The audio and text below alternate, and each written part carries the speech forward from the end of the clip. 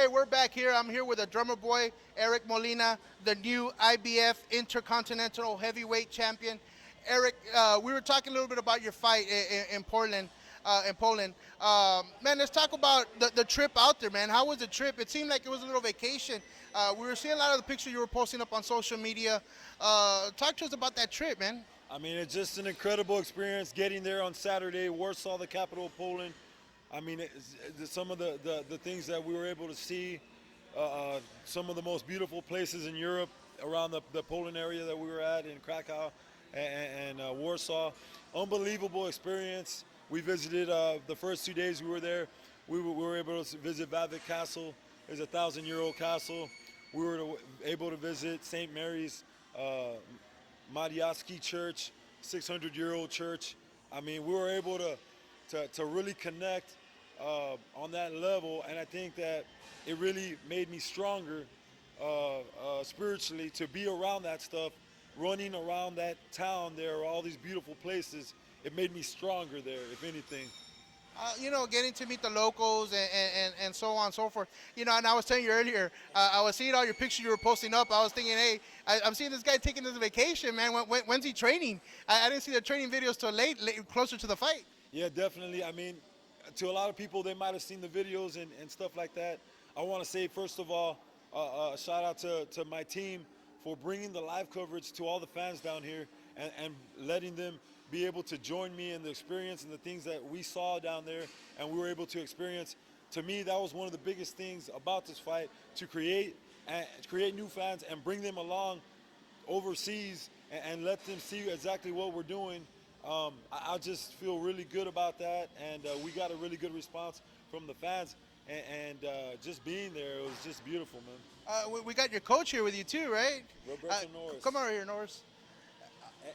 And we had talked about the vacation, and my trainer here, when we're working down there, he's telling me that's enough, and I'm like, no, man, this is my crossroads fight. I'm gonna give it everything I got, and we were training hard over there. We were training extremely hard. He put in a lot of work. He put in just as much work as I did. He was physically drained out before the fight, and he gave everything he got. I give him a lot of credit. He put his heart, he put his blood, he bled in training camp just like I did. He gave everything he could give me, and I'm just thankful to have him on my team. How was the training out there? Out there? The training out there. Yes, and it was very good. He was in good performance, speed, reaction, different, stronger, conditioning. He was 100% prepared to win the fight, and that was we was in mind all the time. We never got to lose. Never. And I was talking to the drummer boy earlier, Eric. I was telling him, man, that he's bringing back the old school type of boxer, the heavyweights that were back when Muhammad Ali, George Foreman, when he was thinner. When you would see heavyweights, they were lean, they were strong, they were big. Then it came to a point where heavyweights were looking like me, big, and just power punching. Now he's bringing to a table being lean, strong, tall. I mean, do you feel this is going to be a game changer for you with your new style? I mean, definitely. I think that right now, when you look up and down my career, the team that I have with me, I got my two biggest wins with Roberto Norris. When he was in my corner when I beat Tony Grano, and then coming off the win with Adamak. He does an amazing job with me. I trust him with my career, and he gives everything he's got in training, just like I give everything I got. And I have Jaime Cavazos as my strength conditioning with CSI and McAllen. He's putting in some great work. We're bringing the best Molina to the table. The ultimate goal is to make history, to be the first Mexican-American heavyweight champion. And these guys they see the vision, they put in everything, and I got the greatest team right now to do it, to do it. Well, I definitely think you can do it, man. Just keep working at it, and like you're that type of fighter that keeps working and training hard. Now, stepping into that arena, how was that arena? I mean, you're talking about one of the biggest stages. Even some of the biggest fighters have not fought in a stage like that. Did that overwhelm you a little bit? No, definitely it didn't. I think when I fought Deontay Wilder in Alabama, I thought it was a little bit more rowdier down there in Alabama. It was not something that made me lose focus. We were mentally ready for that atmosphere. I embrace that atmosphere. I love fighting, and I really feel comfortable fighting away from home. I don't know what it is, but I was extremely focused, and we were all very confident. And to walk out in front of all those people, I mean, it was just a great experience. You know, those are exciting fights. That's what I want to fight. Now, talk to us a little bit about that fight, man. Now, in the fight, you know, there was rounds that he was winning, there was rounds that you were winning. Talk to us about that fight and how it led to that knockout in the 10th round. I mean, definitely, you know, we had a game plan. We worked a lot of defense. We worked a lot of slipping punches. I didn't take that many punches. I wasn't throwing as many as I would like, but we had the game plan. Make Adamek throw, make him miss, attack the body, and beat him late. That was the game plan. We want to make sure that I had the power to close the show strong. We knew we weren't going to win a decision, but we knew that we could knock him out late. We wanted to make him work, make him throw, tire him out, and open him up late.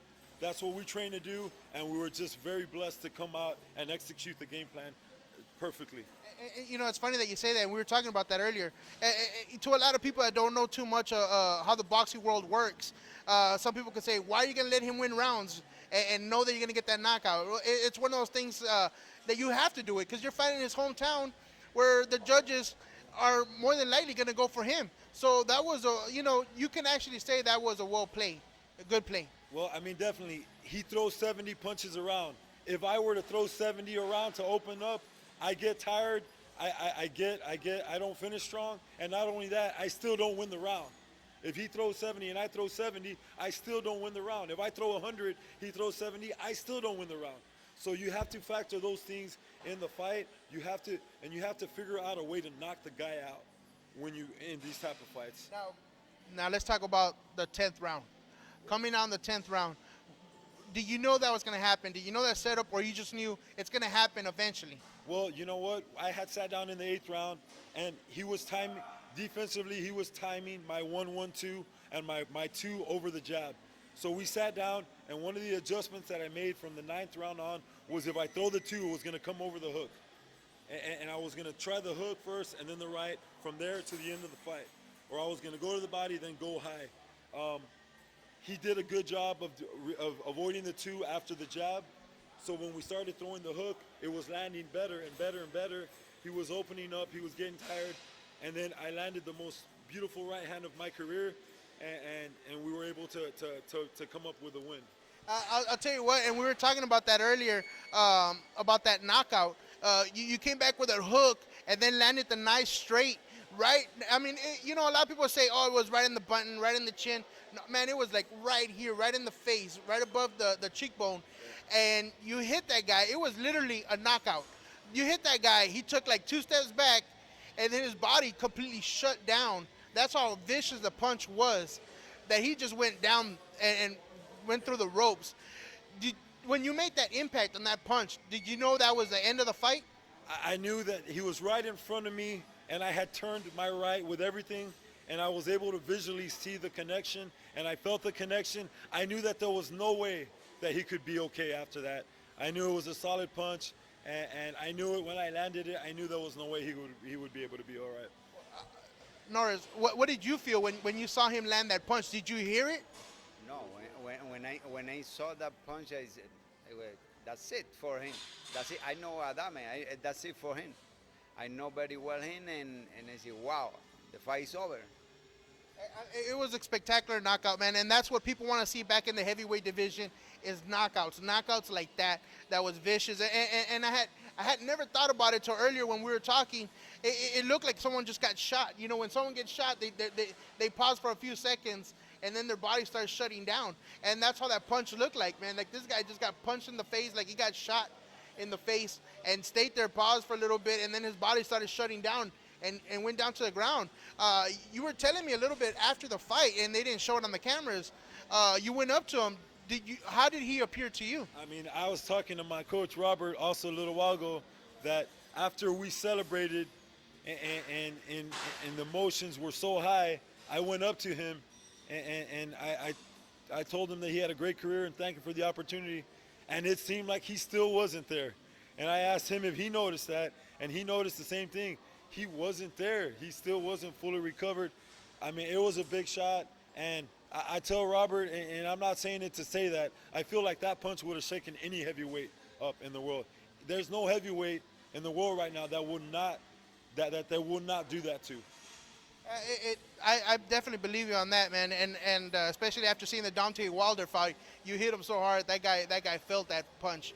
But after that fight, man, you were telling me that you were gone after that fight. You packed up your bags and left. You had to leave out of that town quick, huh? Yeah, I mean, for me, after the fight, and we look at the video, it was a very emotional win for me and all my team.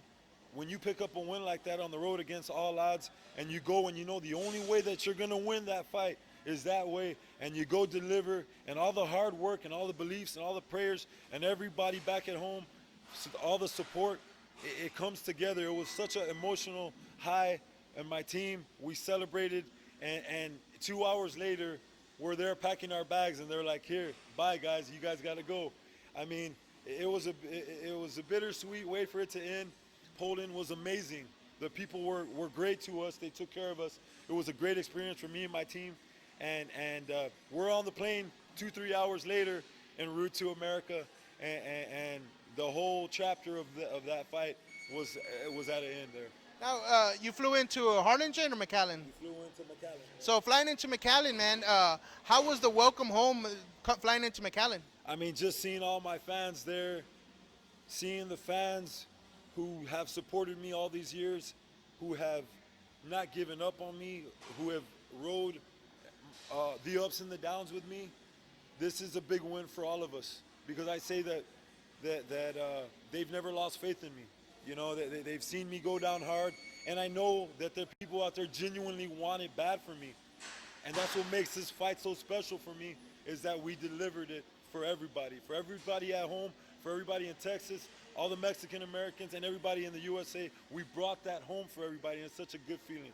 It's funny that you say that, man, because you say you brought that home for everybody. And when they announce a fighter, you know, so and so, their fight record from the city of McAllen or the city of whatever city, when they announce the city that you're from, they announce from the Rio Grande Valley. So at the same time, that's showing the Rio Grande Valley love, because a lot of times when you're out of the valley, when people ask you, "Hey, where are you from?" people say immediately, "I'm from the Rio Grande Valley." They're representing not just their city, but the whole valley, and you represented it, the whole Rio Grande Valley on this fight, man. So that means a lot to us, and knowing that you're a humble person and coming back doing that, fighting for yourself, for your family, for your friends, for your fans, and then for your students as well too, man. Talk to us a little bit about that. You know, coming back, waking up the next day, going to work. Man, you know what? Monday morning, going to work had never been any sweeter, man. The staff at my high school, the kids, everywhere I walk, they know my story. They see it on the news. They've Googled my name, and they know my story. And it's like I say, I am them. I represent them. I take them with me. I take everybody with me here from the Rio Grande Valley. It's such a good feeling to have them on my team, and to have the great co-workers to support me so that I'm able to do this. This is a team thing. I say he's the leader of my team, and I got a great team behind him, and I got co-workers that are on my team. I got family members that are on my team. I got so many people that are on my team, and there's no way that we can do it by ourselves, and it's just such a great feeling out there. And that's awesome that you say that, man, because you embrace that. Just being a fan is being part of the team. Just giving that motivation, that support helps you out. You know, even your school gave you a big pep rally, right? I bet that must have been emotional, just kind of feeling like you won a title, having that pep rally before the event. Definitely. I mean, just all the events, from when I left to the pep rally, to the goodbyes, to having all the valley keep up with us down there. I couldn't have pictured it any better. You know, the whole experience. I don't think there's any way that we could have pictured it any better. I'm just extremely blessed, and I'm just glad I was able to deliver. I know that motivates the students a lot too, and lets the students know, like, hey, you know what, I can do it. I can push it. Not so much to be a fighter, but to be a fighter in life, to move forward, to wake up to bust your butt to get up to go to work or do something. I remember when I was a little kid in junior high, we actually had a teacher. He wasn't a boxer. He was a power lifter, and we made a big old pep rally for him. I didn't know what was going on, but we made a big old pep rally because he was a one of the strongest men in Minnesota or Wisconsin, one of those cities. So we did a big pep rally for him to boost him up, and I think he ended up placing. I mean, and at the same time, knowing when we were little kids, knowing that he was going up to do something, it kind of pushed us to better off, to try to do something with our lives. So I know you made a lot of changes for these kids, and these kids knowing that you're a champion, knowing that they're going to push you and see you with more respect and listen to you a whole lot more. Uh, so with that being said, man, that you're going for the biggest thing in boxing. You're pushing. I mean, is school something you're going to stop doing, or you're going to continue to be a teacher? I'm gonna have to sit down and I'm gonna have to really think about things and I will have some time in the summer to really think about it. Um, it it's something that I haven't decided yet, but it's something that I'm definitely gonna have to really think about. Um, like I said, the guys around where I'm at, they can't wear my shoes for one day, and I don't know. I just feel like if I'm gonna get this title and make history, I feel like I got to put everything into it. I'll sit down and I'll weigh everything out, and we'll see what God decides for me. He's the ultimate factor, and I know that he'll make it clear for me. Well, there you go, Eric, man. It was a great pleasure meeting up with your coach, with you as well, man. Congratulations with this great victory, man. I know we took a lot of your time today, and I appreciate it. And like I said, man, you have a lot of fans. You gain new fans, and you're gonna gain more fans. And we hope to see you in the future. Uh, if you win, you lose, people are gonna stand behind you. You did right before we go, man. I liked what you said. You actually threw a quote out there. A lot of people have written you off, and we talked earlier in our earlier segment about a lot of wins that you've had, and some big losses that you've had. But you bounced back and came back with more wins, capturing titles after those losses. Uh, you quoted something about along the lines, you've been written out so many times, but you write yourself back in. And I think when you say those words, man, it's very inspiring, because even if people lock you out, you bust doors back in. If you fall down, you got to get back up. And that's what I tell a lot of fighters, man. If you break your left hand, you start using your right hand. If you break both hands, then you got to start using your feet. You got to move. You got to hustle. You got to do something. So with that being said, man, I don't know if I quoted you right or not, but that really meant a lot to a lot of people in the fighting world and just in the world in general. If you want to give any shout outs to any of your fans. I just want to send a shout out to all my fans in the Rio Grande Valley. Thank you, South Texas Contender, for sharing my story. Pound, Art of Bouncing Back. That's my story. This is a chapter of it. I love all you guys. Stay tuned.